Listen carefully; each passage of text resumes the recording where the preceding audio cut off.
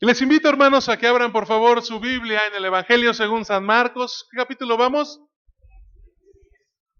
Ajá, ya se me echaron a correr, ¿no? Vamos en el 9. Casi llegamos al 10, pero todavía estamos en el 9 y aún se las voy a hacer Sí. más cardíaca porque dividí el pasaje, que al principio sí lo había tomado completo, en realidad dividí aún ese pasaje en dos y hoy vamos a meditar en los versículos del 30 al 32. Marcos capítulo 9, versículos del 30 al 32 y vamos a leerlo de forma alternada. Un servidor comienza leyendo el verso 30, ustedes el 31 y nos unimos todos en el verso 32. La palabra de Dios dice de la siguiente forma: habiendo salido de allí, caminaron por Galilea y no quería que nadie lo supiese. Porque enseñaba a sus discípulos y les decía, el Hijo del Hombre será entregado en manos de hombres y le matarán, pero después de muerto resucitará al tercer día. Pero ellos no entendían esta palabra y tenían miedo de preguntarle. Dios, quiero poner este tiempo en tus manos, suplicar tu guía, la dirección de tu Espíritu Santo, que en verdad tu palabra hable a nuestros corazones, que estemos dispuestos a escuchar tu voz y asumir, Señor, los retos que tu palabra tiene para nosotros en esta tarde. Te lo pido en el nombre de Jesús. Amén. Se cuenta que en una ocasión, Miguel Ángel, ese tremendo artista, fue hallado en un éxtasis ante un bloque gigante de mármol. Y uno de sus amigos llegó y le preguntó, ¿qué es lo que tú miras? A lo que el fantástico artista le contestó, un ángel. Miro un ángel. Y así, hermano, es como Dios ve en nosotros.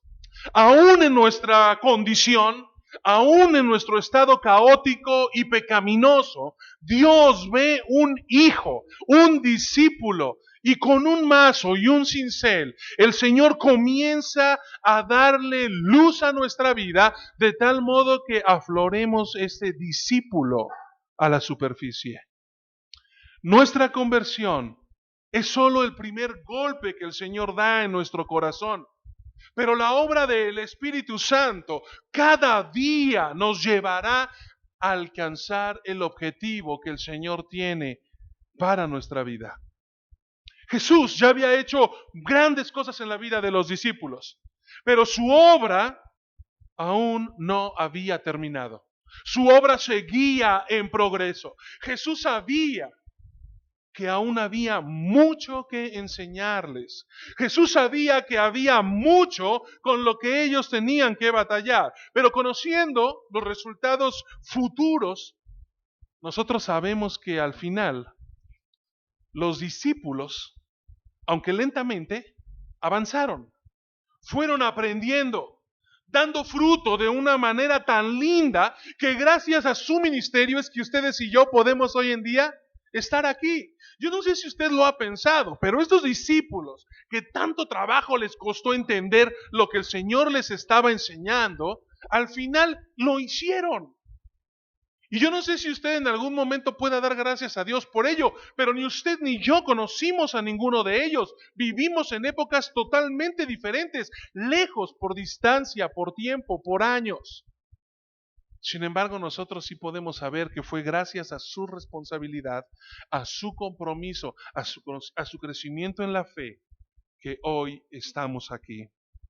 Cristo, hermanos, nunca dejó de trabajar en estos hombres, como tampoco nunca dejará de trabajar en nosotros. Y yo creo que es muy importante que nosotros lo sepamos, como también lo es que nos tomemos un tiempo para evaluar cómo vamos. ¿Cómo vamos en nuestro andar con el Señor? ¿Cómo vamos en nuestro crecimiento espiritual? ¿Cómo vamos en nuestra dependencia de Cristo Jesús? Y es ahí en donde el pasaje de esta tarde nos va a ayudar a darnos cuenta en dónde estamos parados y qué es lo que nuestro Maestro espera de nosotros. Así he titulado al mensaje de esta tarde: ¿cómo vas? ¿Cómo vas? Yo entiendo, mi amado hermano, que hay cosas que nosotros debemos saber. Y la primera de estas es que debemos tener muy claro hacia dónde vamos. Usted debe de tener muy claro hacia dónde va. La Biblia dice en el verso 30 que él, saliendo de la región en donde estaba, viajaron por Galilea, porque Jesús no quería que nadie supiera que él estaba allí. No había pasado mucho tiempo desde que Jesús y sus discípulos estaban en Cesarea de Filipo, lejos, al norte de Jerusalén. Entonces ellos llegaron al monte de la Transfiguración, del cual ni usted ni yo tenemos perfectamente la ubicación. Algunos pueden llegar a pensar que fue ese monte que estaba ahí al norte de Cesarea, pero puede que sea otra montaña, puede que sea el lugar en donde Jesús precisamente echó fuera, ¿no?, a ese demonio que atormentaba al joven que veíamos la semana pasada. De cualquier manera, Jesús y sus discípulos habían ya terminado con su viaje hacia el norte y ahora comenzaban a dirigirse hacia el sur. Pero ¿y por qué es tan importante esta observación? ¿Por qué el apóstol nos menciona que Jesús había dejado un lugar para ir a otro? Porque, hermano, no es casualidad que Marcos nos indique por dónde iba Jesús. ¿Sabe por qué? Porque Jesús sabía muy bien hacia dónde iba. Jesús tenía muy clara cuál era su meta. No iba sin rumbo, ni andaba de aventurero, mochila al hombro, a ver qué le deparaba el destino. No, Jesús sabía perfectamente qué es lo que él tenía que hacer. Él sabía a dónde se dirigía. Y ese lugar era Jerusalén. O en otras palabras, él sabía que iba a comenzar a dirigirse hacia la cruz. Cristo sabía que había llegado el momento de tomar camino para ir hacia la cruz. Todavía se encontraban en la tierra de Galilea, pero ya muy pronto la dejarían. Galilea, hermanos, que lo hemos estado viendo a lo largo de estas semanas, era un símbolo de ese lugar en donde Jesús caminaba con libertad, en donde clamaba a las personas que le siguieran, por donde él, según lo que leímos, guiaba a sus discípulos a aprender más del reino de Dios y su justicia. Pero Galilea no era el fin. Era un lugar donde Jesús era aceptado. Usted y yo recordamos que Jesús se había hecho muy popular, la gente lo reconocía, sabían quién era, cuando lo veían lo buscaban y seguramente Jesús ahí estaba bien, pero ese no era el objetivo, esa no era su meta, era solo el camino que lo llevaría a la cruz. Jesús no vería a Galilea de nuevo, sino hasta después de su resurrección. Y cuando yo leo esto, hermano, entiendo que esto es una escena punzante. Porque yo no dejo de preguntarme, ¿qué sintió Jesús al dejar esos lugares en donde él sabía que lo recibían bien? En donde él se sentía cómodo, en donde tenía amigos, en donde tenía familia, donde había tenido tanto éxito con su ministerio. La gente ya creía en él, la gente ya confiaba, sus discípulos ya lo habían reconocido como el Cristo, como el Mesías. Su popularidad había crecido muchísimo. Y aunque sí había la oposición de ciertos líderes religiosos, simplemente él se sentía bien en ese lugar. Pero ahora tendría que salir para dirigirse a Jerusalén, en donde además él sabía lo que le esperaba: oposición, dolor, muerte. Cristo tenía conciencia de esto. El Señor Jesucristo se encontraba en el camino hacia la cruz, en donde él iba a ser rechazado, en donde la gente que antes lo había alabado y lo había recibido como un rey, días después gritarían que lo crucificaran y le dieran muerte. Después de la confesión de Pedro y del primer anuncio que Jesús mismo les dio a sus discípulos de su muerte, era el momento de llevar a cabo la obra de salvación a favor de la humanidad, por la cual él había venido como nosotros, a hacerse hombre, uno entre nosotros, tal como lo dice Lucas. Lucas ahí en el capítulo 9, en el verso 51, dice que cuando se cumplió el tiempo en el que él había de ser recibido arriba, afirmó su rostro, dice la Escritura, para ir a Jerusalén. Si yo entiendo bien entonces, todos los acontecimientos, todas las experiencias que Jesucristo había vivido, que Marcos selecciona en su evangelio y que nosotros podemos leer en este camino a Jerusalén, tienen como tema dominante la cruz. Y cuando yo pienso en la cruz, hermano, quiero que usted tenga presente una cosa, porque la cruz implica injusticias. En la cruz se iba a colgar un hombre que no había hecho nada para merecerlo. La cruz simboliza dolor, agonía, sufrimiento, muerte. Hacia ahí se dirigía el Señor. Pero Cristo, aún consciente de todo esto, tenía la firme convicción de que era el lugar al que tenía que ir. Yo le pregunto, hermano, ¿quién a sabiendas de que ir a un lugar le va a provocar dolor, le va a provocar sufrimiento hasta la misma muerte, sigue por ese camino? ¿Quién? ¿Quién en verdad camina por un rumbo que sabe que lo va a llevar a sufrir? Algunos quizás están pensando en su corazón, no solo un tarugo, pero no lo dicen porque saben de quién estoy hablando. Pero ¿sabe por qué entonces nosotros podemos darnos cuenta? Porque sí creemos que Jesús no es ningún tonto, ¿verdad? Él sabía bien a dónde iba, pero ¿sabe por qué no rehuía a ese camino? Precisamente porque el Señor sabía hacia dónde iba y por qué se dirigía allá. Él tenía un propósito marcado en su vida. Cristo, hermano, no era masoquista, no es que le gustara sufrir. No es que él se sentía contento cuando alguien lo lastimaba o lo ofendía, mucho menos, como lo dije hace un momento, nuestro Señor es un tonto, pero ¿sabe algo? Sí es obediente. Jesús sí es obediente y Jesús sabía a qué había venido. Él ama al Padre por sobre todas las cosas y porque amaba al Padre y amaba a la humanidad, Él dejó su gloria en el cielo para hacerse uno de nosotros y venir directamente a la cruz. No era fácil, no era sencillo, no era ni siquiera algo agradable, pero era algo que Jesucristo tenía muy claro que tenía que hacer. Eso es lo que mantiene a Jesús firme caminando hacia Jerusalén.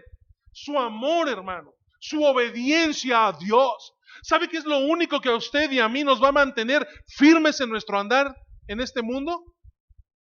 Nuestra obediencia y nuestro amor a Dios. Pero si nosotros no amamos a Dios, entonces no vamos a obedecerle. Porque si yo digo amar a Dios y lo desobedezco, perdón, pero soy un mentiroso. Dios quiere que si yo lo amo, se lo demuestre obedeciéndolo. Y mire, los que son padres seguramente me entenderán muy bien. Porque ¿de qué forma sus hijos le demuestran a usted que lo aman? Qué feliz lo hace cuando llega un chamaco, ¿no? Todo ahí escondido, con miedo, a decirle que tiene que ir a firmar una boleta porque sabe que reprobó quién sabe cuántas materias. El papá se siente orgulloso. Ay, mi hijo otra vez reprobó materias, benditos. Sí, ¿verdad? ¿Lo hace feliz? Claro que no. Claro que no. Qué feliz se siente el papá cuando le da una orden al hijo y el chamaco le contesta, ahorita, al rato. ¿Pero por qué yo? ¿El papá es feliz cuando su hijo se lo demuestra de esa manera? ¿El amor y el respeto que le tiene? Pero por supuesto que no. Pero qué feliz hace al papá que no sea necesario repetir una orden 2 veces. Porque el hijo obedece a la primera sin chistar ni preguntar. Qué feliz le hace al papá darse cuenta que el esfuerzo que están haciendo ambos, padre y madre, dan frutos en buenas calificaciones. que saben que del esfuerzo que hacen para comprar los útiles, para comprar la ropa, el uniforme, la mochila, porque sí, hace 8 días yo veía a todos los chaparros, estaban emocionados ya, en la noche se querían poner el uniforme y estrenar los zapatos, ¿no? Y ya abrir sus libros, eso se les acaba como en mes y medio, pero ahora estaban bien emocionados. El punto es, mi amado hermano, que si nosotros de verdad tuviéramos conciencia de lo importante que es obedecer a Dios, porque de esa manera es la única manera en la que yo realmente le muestro que lo amo, yo creo que nosotros nos esforzaríamos por ser mejores hijos cada día.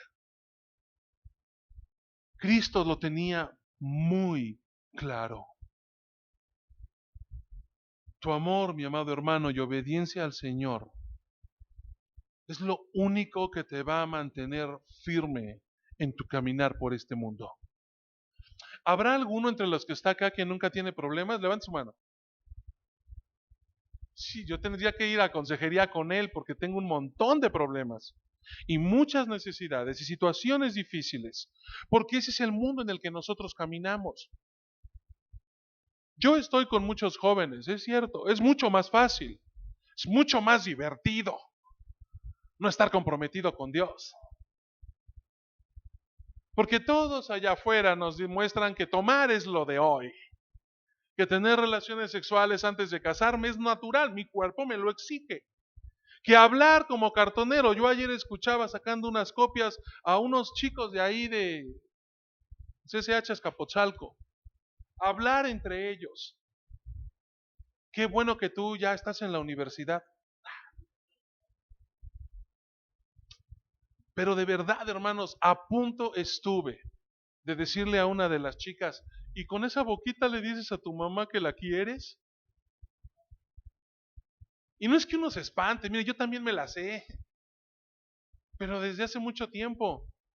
Pero es increíble cómo ya no les importa si hay un adulto, si son damas o son caballeros, les importa un cacahuate. Yo me pongo a imaginar, sus padres sabrán que hablan como cartoneros. Es terrible, hermanos. Terrible. Pero eso es lo que el mundo ofrece. Y las chamaquitas se sentían la gran cosa, diciéndole peradas, diciendo vulgaridades. Sí, yo sé que eso es lo que todos hacen, pero la noticia es de que tú no eres como todos. Tú conoces al Señor.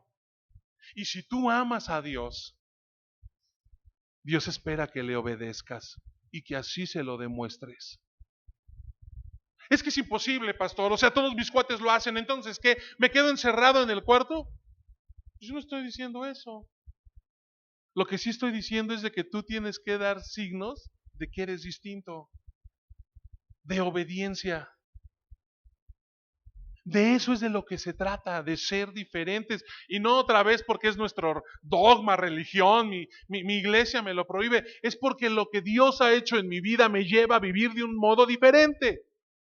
Porque yo quiero honrar a Dios. ¿Hay alguna manera en la que usted y yo le podamos pagar a Cristo todo lo que Él ha hecho por nosotros?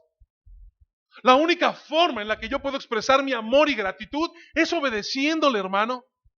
No puede el Señor esperar nada menos de nosotros que obediencia, que muestre nuestro amor a Él. Esa debe de ser nuestra meta todos los días, amar y obedecer a Dios. ¿O será que en realidad nuestro fin, nuestro propósito, nuestra meta es pasarla bien? ¿Es encontrar la realización de nuestra vida en lo que el mundo nos ofrece? ¿Eso es de verdad en donde descansa el propósito de nuestra existencia? Amado hermano, tú debes de tener muy claro hacia dónde te diriges. Y yo espero que en tu corazón desees amar y obedecer a Dios nuestro Señor por sobre todas las cosas. Pero para lograr esto, no solamente tú debes de saber hacia dónde vas, también tienes que estar dispuesto a pagar el precio. Tú tienes que estar dispuesto a pagar el precio. El verso 31 dice que Jesús deseaba pasar más tiempo con sus discípulos y enseñarles. Les dijo, el Hijo del Hombre será traicionado y entregado en manos de sus enemigos. lo matarán, pero 3 días después se levantará de entre los muertos. Como ya sabemos, Jesús era muy popular en Galilea. Pero yo no sé si esto a usted le llame la atención, pero una vez más Jesús quería pasar por desapercibido. Y lo que Jesús quería era pasar tiempo con sus discípulos. Sí, algunos mencionan que aquí es precisamente en donde termina el ministerio público de Jesús en cuanto a que Él se ocupara por enseñar a todos los que estuvieran interesados. Porque a partir de este momento Jesús se va a enfocar en sus discípulos. Él quiere enseñarles. Él entiende claramente que el tiempo se está acortando. La hora en la que Él se ha entregado, traicionado y llevado a la cruz ya está muy próxima. Y hay muchas cosas que Él sabe por el testimonio de sus propios discípulos que ellos aún no han entendido. Estos hombres aún siguen renegando de lo que el Señor les había dicho. Ellos no querían aceptar que Jesús tenía que ir a la cruz. Ya habían entendido que era el Mesías a todo dar. Ahora vayamos a pegarle con todo a los romanos. Y el Señor les dice, no, yo voy a ir a Jerusalén a morir. Y ellos se resisten a entenderlo, ellos se resisten a creerlo. Él sabía lo importante que era pasar tiempo con sus discípulos para instruirlos sobre el hecho de la cruz, sobre las lecciones que de ella surgen, con el fin de que después de su resurrección ellos mismos estuvieran en condiciones de ahora enseñárselo a otros. Hermanos, y el fin de que el Señor pase tiempo con nosotros, el fin de que usted y yo busquemos a Dios, no solamente otra vez es para aprender, no solamente es para conocer, el fin es que nosotros seamos de bendición a los que están a nuestro alrededor. El día jueves, el hermano Job me acompañó a un coloquio.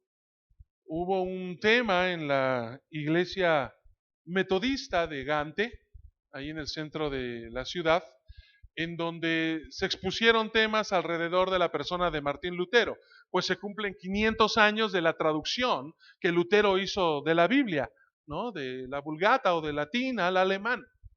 Y de allí es entonces en donde se dio este coloquio. Y se dieron cosas muy interesantes. Mire, los que estaban ahí, el que menos pedigrí tenía era maestro. Y era un jovenazo que había estudiado diseño gráfico, y unos dirán, ¿y eso qué tiene que ver con? Es que él estudió e hizo su tesis sobre los gráficos que hay en la Biblia de Martín Lutero, que no es como las nuestras, tiene un montón de imágenes, ¿no? Y él hizo su tesis sobre esas imágenes. Pero había los otros 3 que estaban allí, eran doctores, ¿no? Doctores. Cuando nosotros salíamos, fue una buena ponencia. La verdad es de que se puso interesante el asunto, pero concluíamos el hermano Job y yo después con un cafecito enfrente, que esa situación de las maestrías y los doctorados, pues la verdad es de que ya no nos apantallan tanto, ¿eh? Y no porque sean menos o más que uno, sino porque ¿qué sentido tiene que de repente una persona diga, no, yo tengo un diplomado en esto y una maestría en aquello y un doctorado allá, cuando al final de verdad para lo único que sirve es para presumirlo? Pero cuando hay otros que allí en la currícula uno lee que han escrito 1 y 2 y 3 y 4 y 5 libros y que están aquí, que están allá, entonces me decía el hermano Job, ese es digno de todo mi respeto porque ha entendido para qué es el conocimiento. Y el conocimiento no es para que yo me lo quede, el conocimiento es para que yo lo comparta. Porque cuando lo comparto, entonces ese conocimiento adquiere propósito, adquiere un sentido.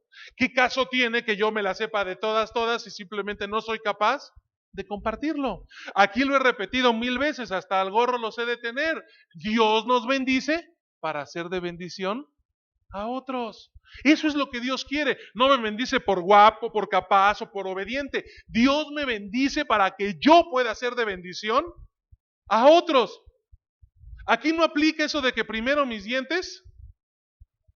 De verdad, hermano, eso no aplica acá, ¿eh? Es que ¿cómo vas a estar bien y cómo vas a poder ayudar a otros si no estás bien tú? Sí, pero el problema es de que el hombre dice que estar bien hasta que se consigue una casa bonita, carro del año, vacaciones 2 veces al año, todo lo que quiera, y hasta que no lo tenga, ¿cómo va a ayudar a otro? Eso es un pretexto. Y lo único que asoma es egoísmo. Es que lo único que en lo que pensamos es en nosotros y no en los demás. Mi amado hermano, nosotros tenemos que estar dispuestos a pagar el precio. Y pagar el precio no tiene únicamente con ser muy estudioso, es algo muy bueno. Pero si yo estudio solo por estudiar, de verdad, no voy a llegar a ningún lado. Todo lo que el Señor me permite aprender, todo lo que el Señor me permite hacer propio, yo lo tengo que vivir y compartir. Esa es la segunda vez que Jesús habla a sus discípulos abiertamente de su inminente muerte y resurrección. Pero según el testimonio bíblico, ellos no estaban entendiendo nada de lo que Jesús les decía. Es más, ni les importaba. Ellos no querían pensar en eso. Sin embargo, el Señor es insistente y los enfrenta nuevamente con el hecho ineludible de la cruz. Por otro lado, cuando nosotros comparamos este nuevo anuncio con el anuncio anterior que vimos en el capítulo 8, en el versículo 31, vemos que Él le añade una frase más. Y esta frase es, el Hijo del Hombre será entregado. Y aquí a mí me surgió una pregunta, porque yo digo, el Hijo del Hombre será entregado. ¿Y quién iba a entregar a Jesús? Y sí, yo sé que de entrada la mayoría decimos, pues Judas. ¿No? Judas Iscariote, él fue el que lo entregó. Jesús ya sabía que en ese momento había entre sus discípulos un hombre en cuyo corazón ya se estaban anidando sentimientos malos en contra suya. Pero y aunque no es posible saber exactamente cuáles eran los pensamientos que finalmente llevaron a Judas a tomar esa decisión de traicionar a Jesús y entregarlo en las manos de los religiosos, nosotros podemos suponer que la insistencia de Jesús en huir de la popularidad y ahora también sus reiterados anuncios acerca de su muerte no encajaban con el tipo de Mesías que Judas esperaba que fuera. Probablemente Judas sintió que ya no tenía ningún propósito seguir detrás los pasos de un hombre que quería ir a morir. Yo no estoy dispuesto a andar perdiendo mi tiempo con un cuate que dice que es el Mesías pero que se quiere ir a morir, cuando lo que nosotros necesitamos es un libertador. Probablemente él ya pensaba que la causa estaba perdida y fue entonces cuando se ofreció a los principales sacerdotes para entregarles a Jesús. Eso es mera especulación, la Biblia no lo dice. Podemos suponerlo. Pero si bien esto es lo que ocurre a nuestro nivel, a nivel humano, es lo que podemos percibir, desde otra perspectiva nosotros también podemos decir con toda certeza que fue Dios mismo, el Padre, el quien entregó a su propio Hijo, de acuerdo a un plan divino que se había trazado desde la eternidad. A Dios, hermano, nada lo agarra desprevenido, ¿eh? Ay, es que sufrió un accidente, es que el Señor se volteó. No, no se volteó. No se lo perdió, no se distrajo. A Él no hay nada que se le vaya. Él está atento a todos y a cada una de nuestras circunstancias, pero todo tiene un propósito. El que no escatimó, dice la Biblia, ni a su propio Hijo, sino que lo entregó por todos nosotros. ¿Cómo no nos dará también con Él todas las cosas? El precio, mi amado hermano, a pagar era muy alto. Y Jesús lo sabía. ¿Y sabe qué es lo sorprendente? Que sin dudarlo, Jesús siguió adelante. No dudó un solo instante. ¿Sabe por qué? Porque estaba dispuesto a pagar el precio. Él sabía por qué lo iba a hacer. Yo estoy seguro que a todos los que estamos aquí seguramente nos gusta vivir bien. ¿A quién no le gusta tener su casita bonita? Hacerle algún arreglito, ¿no? Aquí a veces nos cuesta más trabajo. Yo recuerdo en Estados Unidos, de verdad, yo le decía a mi esposa, hay gente que está loca. Remodelaban sus casas, compraban muebles nuevos. Yo nunca los veía ahí. Porque es gente que se la pasaba viajando. Y había una señora a la que le limpiamos la casa, que de verdad estuvimos con ella un par de años y la vimos un par de veces. Y 2 veces cambió de muebles en su casa. ¿Sabe quién los ocupaba? El perro y los gatos. Ellos eran los que disfrutaban la casa. Un perro viejo que tenían ahí, como 3 gatos. Y una sobrina a la que le daban chance de vivir ahí porque estudiaba en la Universidad de Louisville, Kentucky. Hay gente que está loca. Pero esa gente le da gusto. ¿Tiene con qué? Ni siquiera tenía que estar ahí. Por catálogo compraba las cosas en línea y se las llevaban y sacaba las viejas. Todo nuevo, hermanos. No, la gente tiene con qué y lo hace. ¿Habrá alguno de nosotros que teniendo no le gusta hacer eso? Yo a veces escucho a muchos decir, ay, es que Dios es tan bueno, siempre me da lo que necesito. No, hombre, Dios nos da mucho más, pero mucho más. Si yo solo comiera lo que necesito, no tendría este cuerpecito, ¿no? Dios siempre nos da mucho más. Y así con todo, hermanos, ¿eh? Así con todo. O sea, la verdad es de que nadie necesita tremendos lujos en su casa. Y sin embargo, si podemos, los tenemos. Y yo no estoy diciendo que eso sea algo malo. Para estos hombres, para Judas, seguramente tampoco lo era. A todos nos gusta traer un buen auto, que además sea cómodo y que no sea funcional. Yo no estoy diciendo que eso esté mal. Nos esforzamos para lograr un bien mayor. Pero si usted quiere cambiar el modelo de su auto, tiene que hacer algo, esforzarse.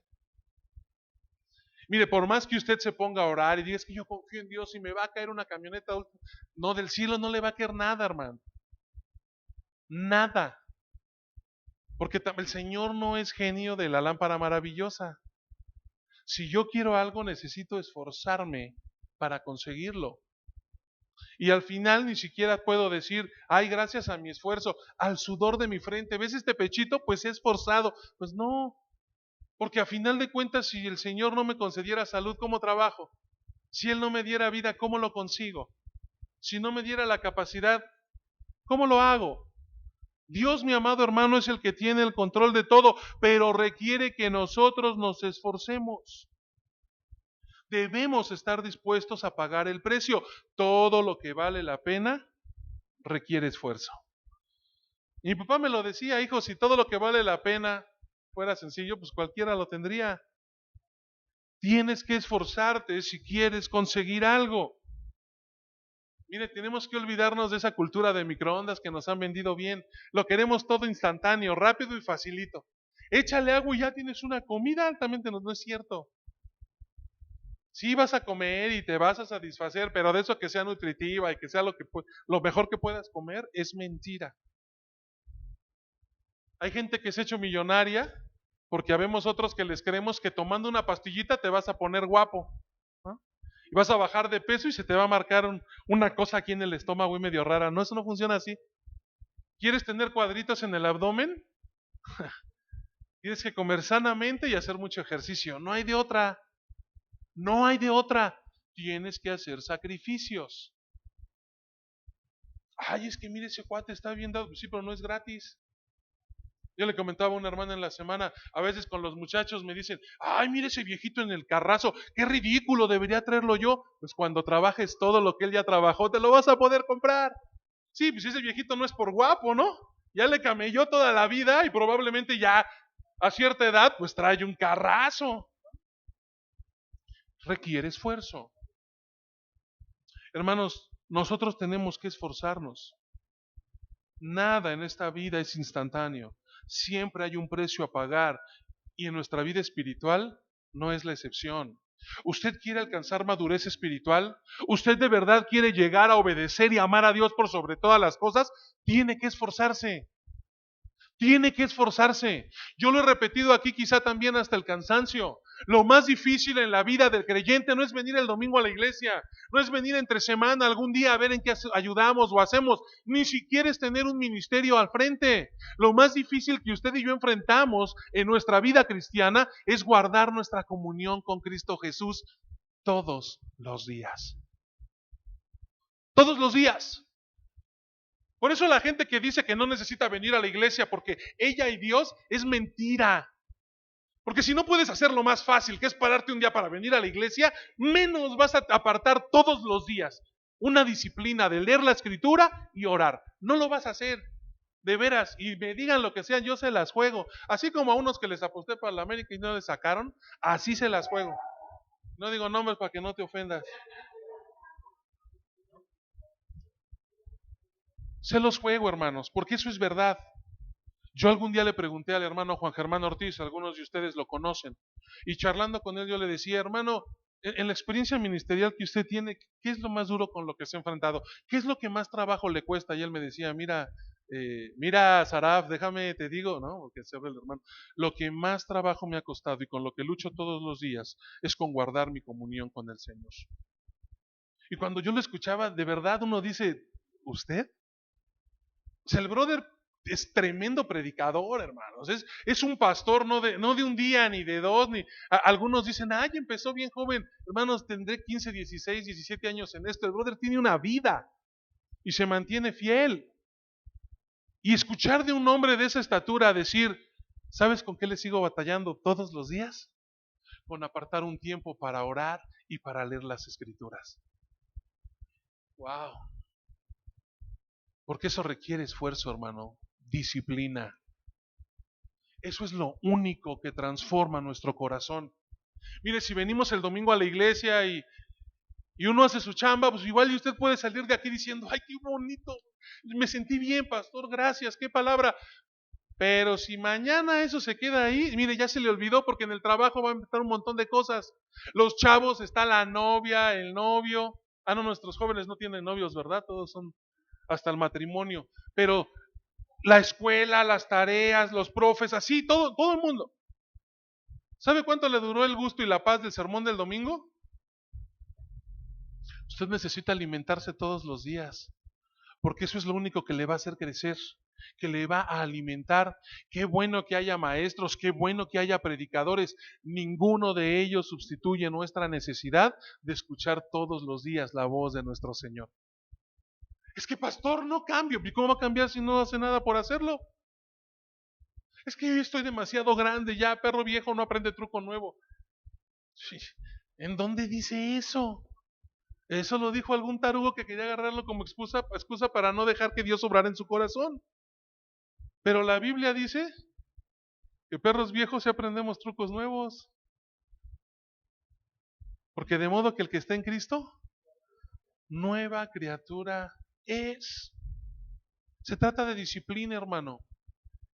No es de ser muy espiritual, ¿no?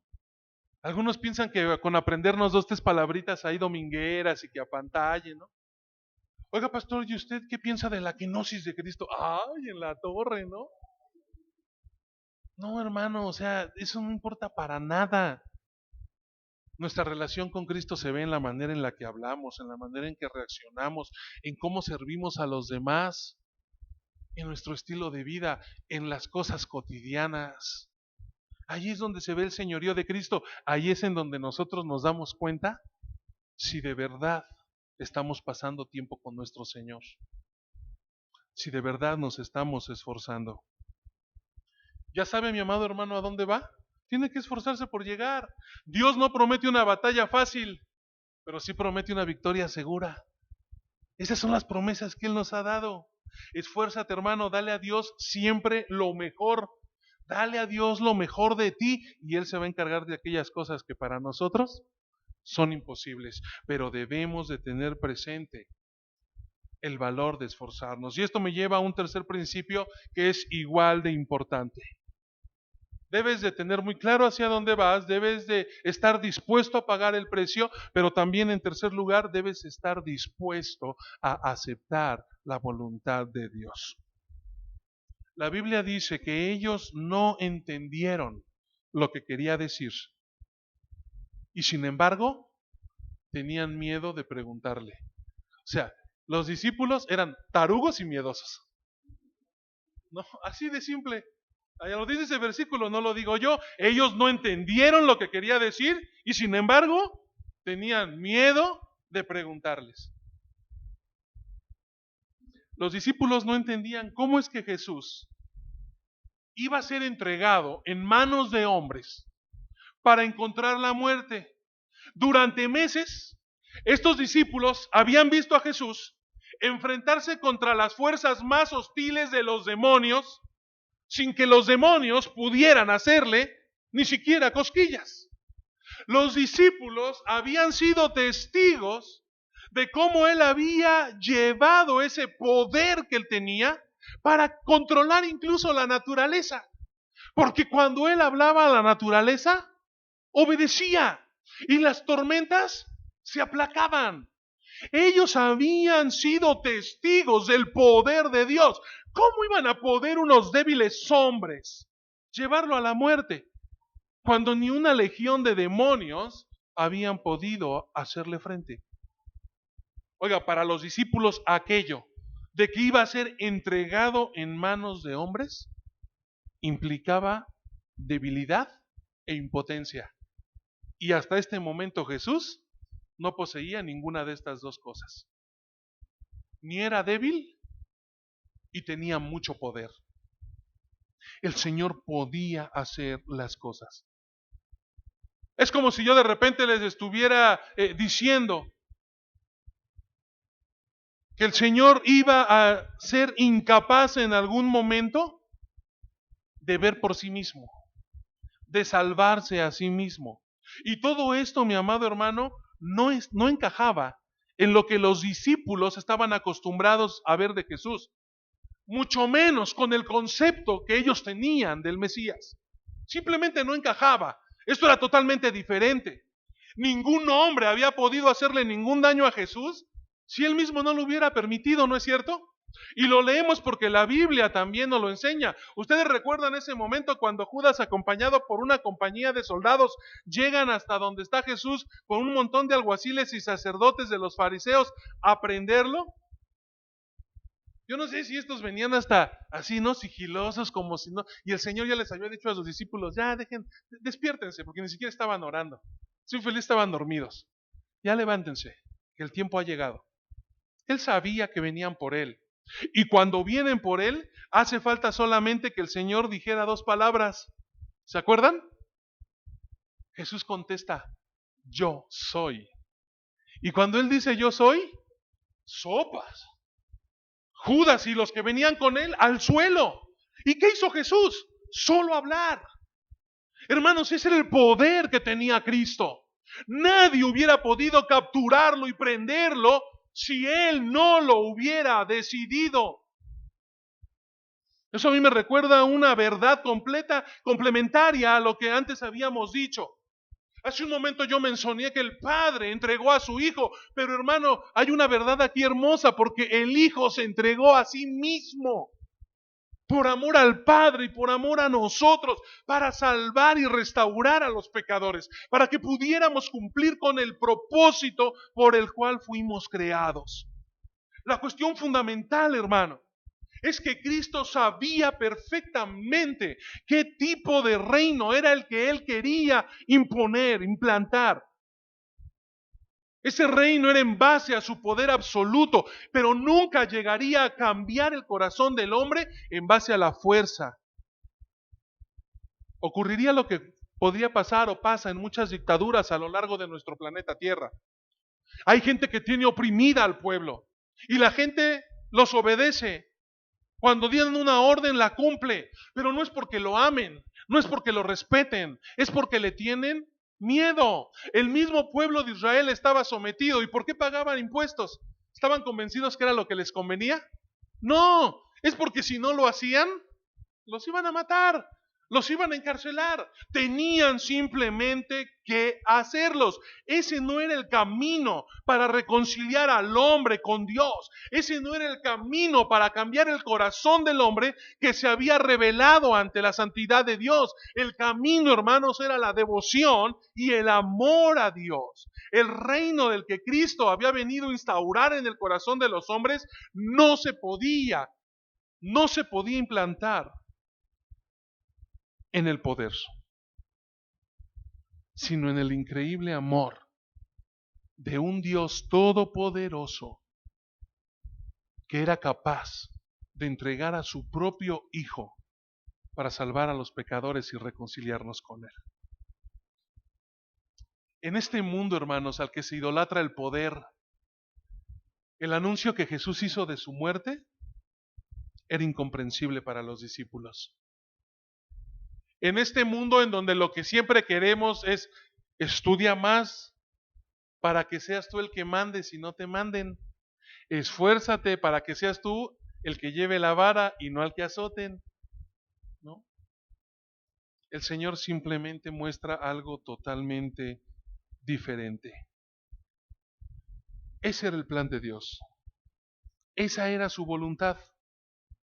Y aquí lo que es de llamar la atención es que Jesús quizá ni siquiera esperaba que lo entendieran, pero sí esperaba que lo aceptaran. Porque hermano, hay muchas cosas que a veces nosotros no vamos a entender. Y yo entiendo, me queda claro que no voy a poder conocer todas las cosas. Lo veíamos el viernes aún en el Apocalipsis, ¿no es cierto? Si usted lee ahí el capítulo 10 del Apocalipsis, este capítulo que nos habla de el librito o de el rollo pequeño, nos dice cómo es que Dios le muestra cosas a Juan. Cosas que Juan estaba pero así deseoso de escribir y el Señor le dice, hey, momentito que esto es entre nosotros. Esto no lo escribas. Wow. Hay cosas que Dios simplemente no nos quiere revelar a todos, hermanos. Y no se trata de que entendamos a la perfección todo. Es que Dios, yo no sé, hermano, ¿usted cómo le hizo? ¿Cómo supo qué es lo que Dios quería? Y yo no sé si se imaginan que cuando uno recibe el llamado de Dios, yo no sé cuál fue tu experiencia, Alex, pero conmigo no descendió una paloma, ni me iluminó un rayo de luz del cielo, o en medio de una tormenta, algo me habló y me dijo, yo quiero. No, eso no pasó. Esa no fue mi experiencia. A veces yo creo que la gente piensa que es así. Pero hermano, en nuestro andar con el Señor, en nuestro caminar con Él, nosotros vamos a saber qué es lo que Él quiere para nuestra vida, solo si estamos tomados de su mano. No se trata de que yo entienda todo, se trata de que yo esté dispuesto a obedecer aún sin entender. Pregunto, papá, ¿sus hijos entienden perfectamente por qué usted les dice a las 10 de la noche y no a la 1 de la mañana? Sí, claro que entienden, sus hijos saben que ustedes están ahí para fastidiarles la existencia. Como ustedes nunca fueron jóvenes, ya se les olvidó, ¿no? Su tarea es molestarlos y no dejar que sean felices. Pues claro que no. Ustedes saben por qué es a las 10 y no a la 1.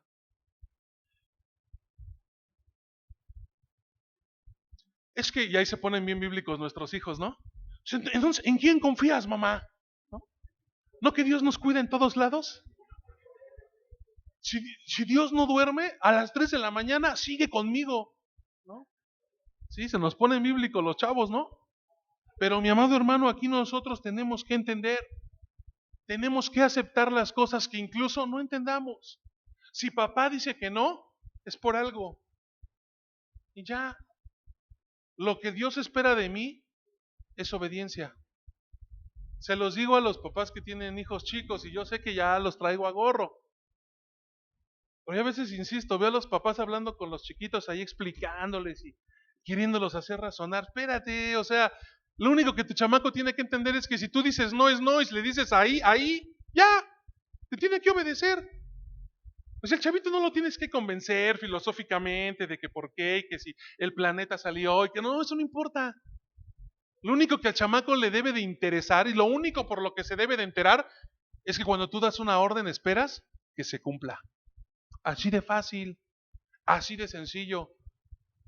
¿Pero por qué? De verdad, chavos, quítense esa preguntita de su vocabulario, ¿eh?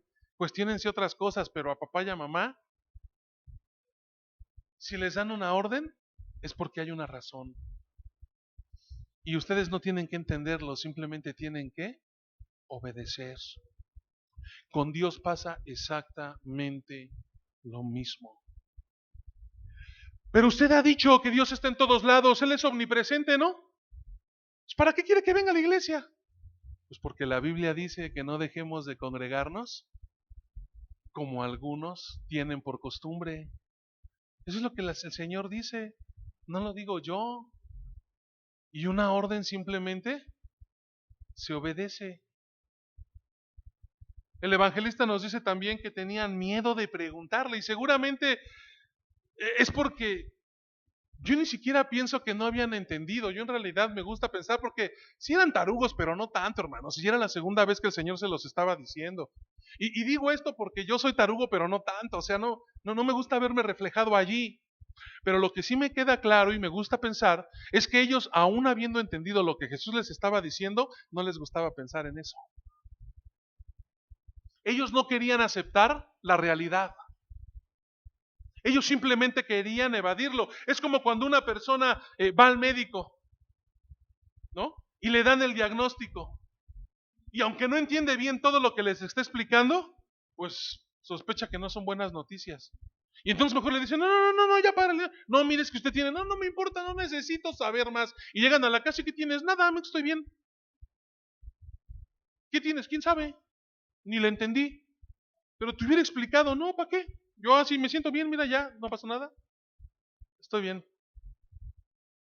En realidad no es que no entendamos, es que queremos hasta autoengañarnos para evitar una realidad. Los discípulos en realidad no querían saber más de la cruz porque ellos no querían que Jesús muriera. Muchas veces a nosotros no nos interesa hablar de la cruz y hasta cuando evangelizamos, ¿no? Es mucho más como decir, mire, es que tú tienes que acercarte a Dios, estás así porque estás lejos de Cristo, acércate, Él te va a ayudar, Él va a sanar todas tus dolencias, Él va a suplir todas tus necesidades. Y yo digo, ¿y la cruz en dónde? Preferimos darle la vuelta, ¿no? Así como que le vamos rodeando, más largo el camino, pero no, pastor, es que si yo le digo que en este mundo vamos a tener aflicción, que como ovejas vamos a ser llevadas al matadero, pues entonces, ¿quién cree que va a estar aquí? Se nos van, los poquitos que somos se nos van. Y al final de cuentas, ¿qué es lo que la Biblia enseña? Si alguno quiere venir en pos de mí, niéguese a sí mismo, tome su cruz cada día, sígame. Ya lo expliqué la otra vez, su cruz no es su suegra, ni tampoco su mujer. De verdad, hermano, la cruz es mucho más que eso, es estar dispuesto a obedecer al Señor, no importando el precio que esto tenga. Así es como funciona nuestra mente humana. Rechazamos lo que no nos gusta, no queremos saber más. Quizá no entendamos, quizá no nos guste, pero debemos estar dispuestos a aceptar la voluntad de Dios. Eso es lo que el Señor quiere. Concluyendo, hermanos, preparar a los discípulos era muy importante en el ministerio de Jesús. Él ya no deseaba más distracciones de otros en Galilea. El tiempo era corto, era breve. Jesús lo sabía y él tenía que aprovecharlo al máximo para que sus seguidores estuvieran preparados, para que los discípulos estuvieran listos para extender el evangelio en el mundo entero. Los líderes, el pastor, no siempre, mi amado hermano, va a estar, en verdad, no va a estar a la disposición de todos. De ahí la importancia de formar nuevos líderes. De ahí la importancia, hermanos, de hacer el compromiso, aunque esto demande tiempo exclusivo con uno, con dos o con tres. Porque la formación de líderes es la multiplicación del que instruye. Y la obra de Dios, hermanos, necesita líderes bien preparados, necesita líderes bien formados e informados para la tarea que el Señor está demandando de nosotros. La pregunta es, ¿será que Dios encuentre disposición en su corazón el día de hoy? Yo pregunto, hermano, ¿cómo va? ¿Cómo va en su caminar con Dios? Mi oración es que podamos ser sensibles. A pesar de todos los contratiempos, las dificultades, las limitaciones de estos hombres, Dios encontró un corazón dispuesto y el Señor hizo a través de ellos cosas que nunca se imaginaron. Yo estoy seguro que Dios tiene para nosotros cosas que ni nosotros nos imaginamos. Pero tenemos que estar dispuestos a pagar el precio. Tenemos que saber hacia dónde vamos. Tenemos que estar dispuestos a obedecer a Dios en todo momento. Vamos a orar. Dios, en esta tarde yo quiero ponernos delante de ti, Señor. Quiero pedirte, Padre, que tú, Señor, sigas hablando a nuestra vida y nos hagas entender el valor que precisa el entender, Señor, lo importante, la prioridad de servirte, de seguirte, de tener comunión contigo, de ser obedientes, Señor, de ser valientes. Ayúdanos a ser obedientes aunque no entendamos. Ayúdanos a ser obedientes aunque no nos guste. Ayúdanos a seguir el ejemplo de nuestro Maestro. Permite que seamos sensibles para evaluar nuestras propias vidas, que seamos honestos para identificar en dónde estamos, pero que seamos sabios para saber hacia dónde queremos llegar, Dios. Padre, habla a tu iglesia y permite que nosotros podamos responder con un sí. Aquí estoy, envíame a mí. Yo quiero, Señor. Yo quiero ir a donde me lleves. Yo quiero hacer lo que tú ordenes. Y permite que comience el día de hoy. En mi persona, con mi familia, con mi iglesia. Te lo pido, Dios, en el nombre de Jesús. Amén.